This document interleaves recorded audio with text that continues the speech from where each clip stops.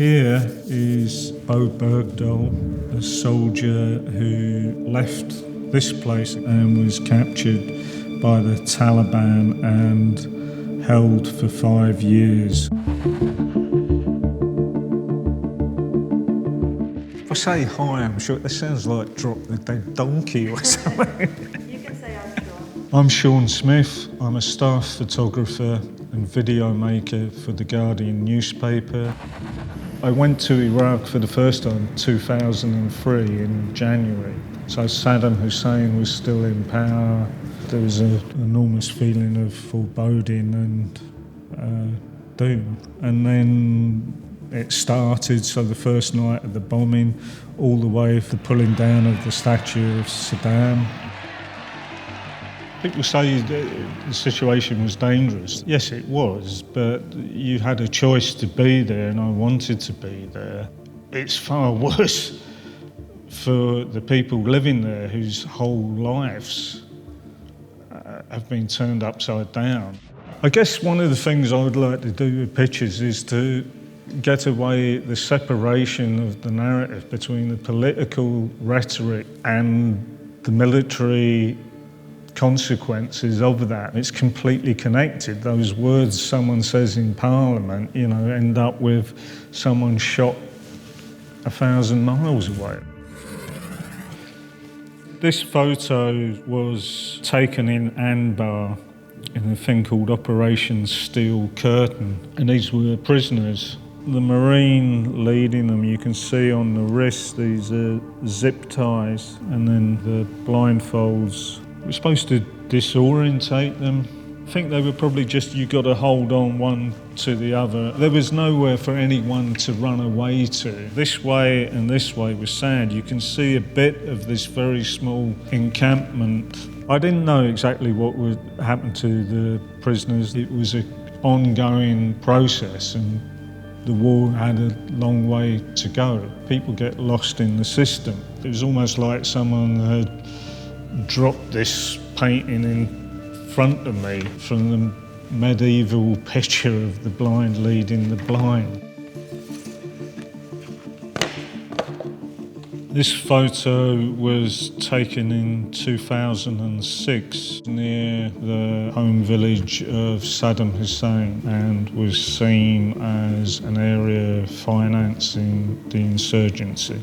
This was part of a series of raids by the 101st Airborne. The gentleman here being zip-tied and then a sandbag put on his head. This one frame where it's quite difficult getting the helicopter in when it just came buzzing round didn't last that long. I was trying to emphasise the contrast between the helicopter, the technology and everything that goes into that. All the time in Iraq you'd have two sounds, generators and helicopters.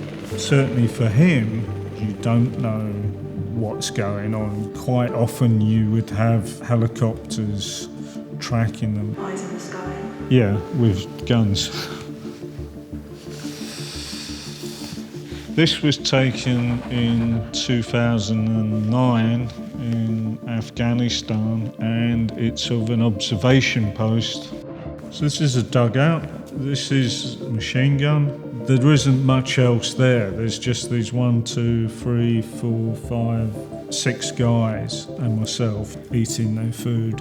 If you were awake and using your binoculars, as that guy is, you should see anyone approaching it.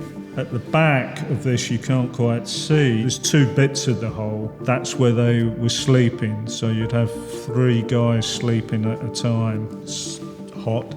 It's about sort of over 40 centigrade, maybe up to 50. This was actually dug into Afghan graveyard. So there was a question whether they should have been dug in right there, and I know they were all talking about it. The relatives of people lived down there.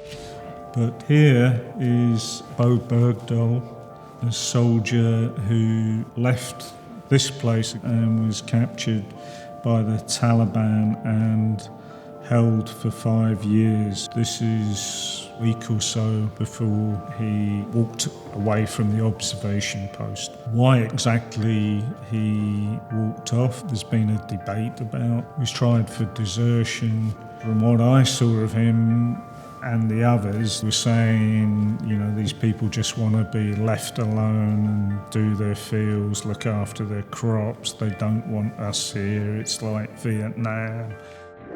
I think the main thing was he became a totem for people to argue over the war rather than an individual case where something extraordinary had happened.